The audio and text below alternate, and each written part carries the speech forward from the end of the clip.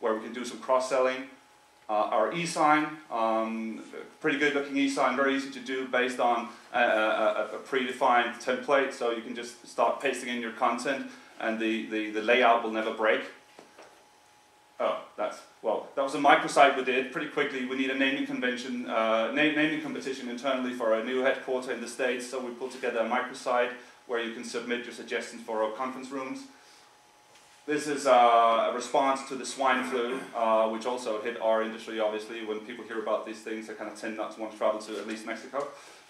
So we put together an information center page on a page called NetVibes. That's not important. The important thing is we were able to integrate some quick polls. How did this affect your industry? Do you want to subscribe to your flash alerts so that we can keep you up to date with what's going on? And is there anything we need to know? Just small forms that we put into small widgets and make them available in this microsite.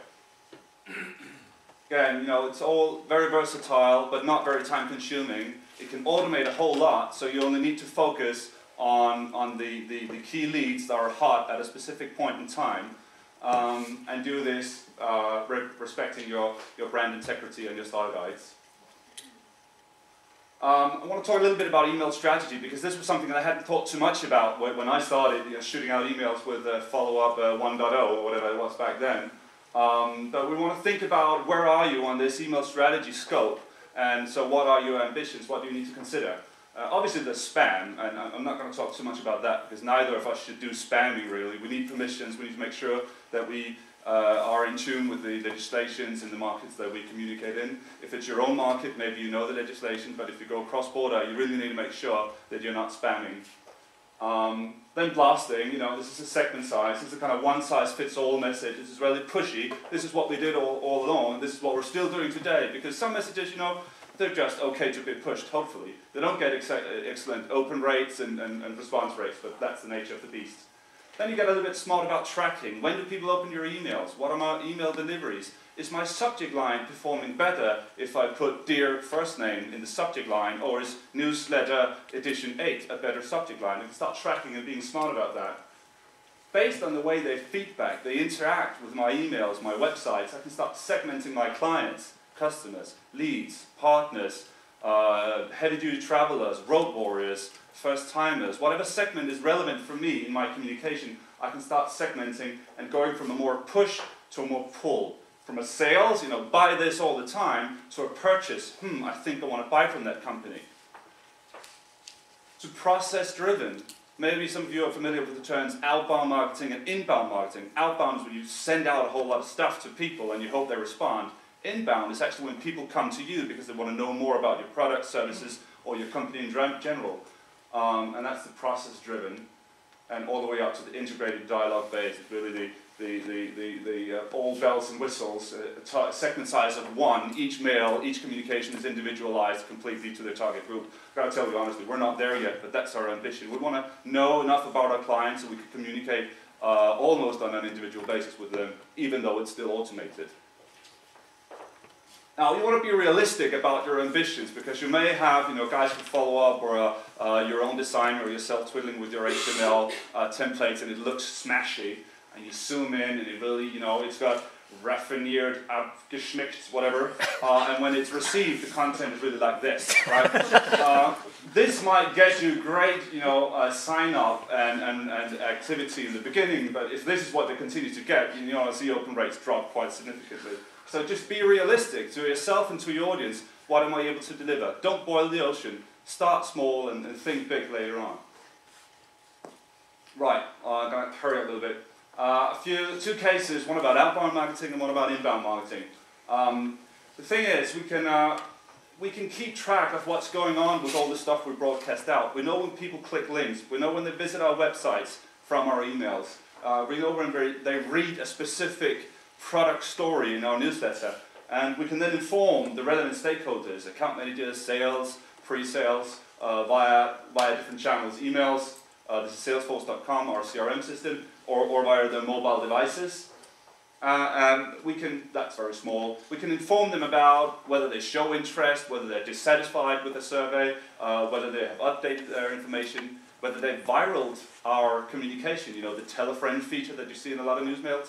That's a really key thing because they're actually acting on your behalf out there in the market. These are great customers or really interesting leads that you want to take care of. So it's all about acting at the right time with fewer resources with a better chance of achieving your goals because you know who to talk to at what time.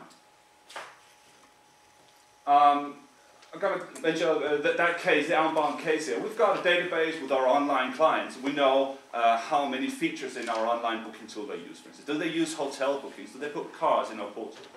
So I've extracted some data there, so I can create some emails that are a bit profiled. I know there are segments, so I can communicate segmented to them.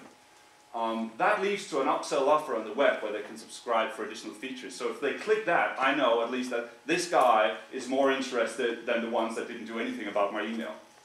If that's all they do, they click, I may advise pre-sales, run a call script. This person has had some kind of interest in this. At least he clicked the link. Maybe it was a mistake, you never know. But better call this guy than the guys that didn't do anything. Then you've got somebody who actually accepted the offer or wanted to know more or signed up for a demo or whatnot. And obviously you want to confirm to that person right then and there, thank you for your interest, we're going to get back to you, or here's how you get started, or whatever your message is on your call to action. And then obviously inform internally, okay, this guy has now just started the demo, you may want to call him in 2 days and hear how he's doing.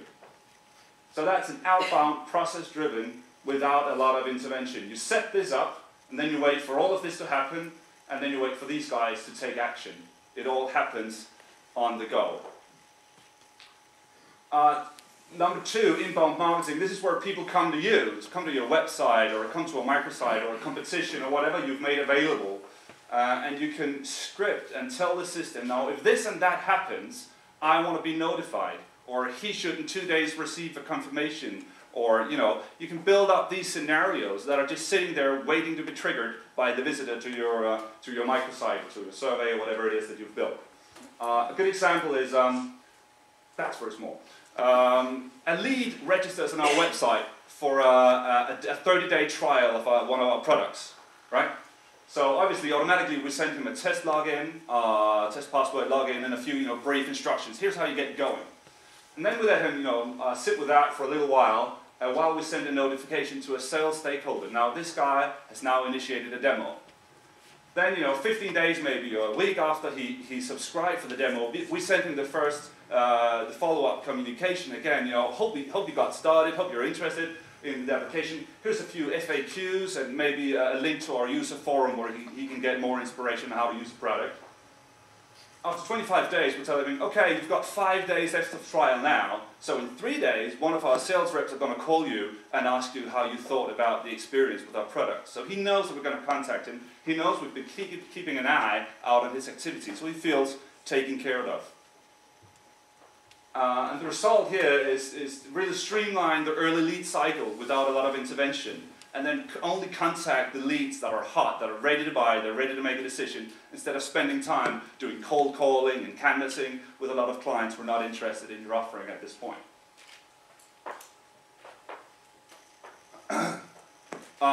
I guess you could replace the heading here with anything that has to do with marketing, but it's just so crucial. You develop your concept, your content, your design, your idea. You develop what you want to do and think about it.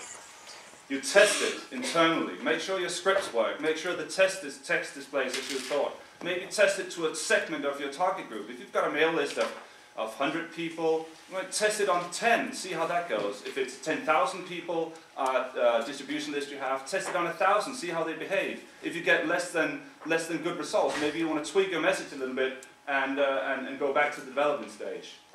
You execute, and obviously you evaluate. Did this meet my expectations? Is there anything I need to do better next time around before I go into development, testing, and execution again? This is true for all marketing activities, but it's incredibly true for e-marketing activities. Most is free or cheap and easy to do, and that's why it's so hard to do right. That's my message here, I guess. So, thank you for that. Thank you, Klaus. That was very interesting.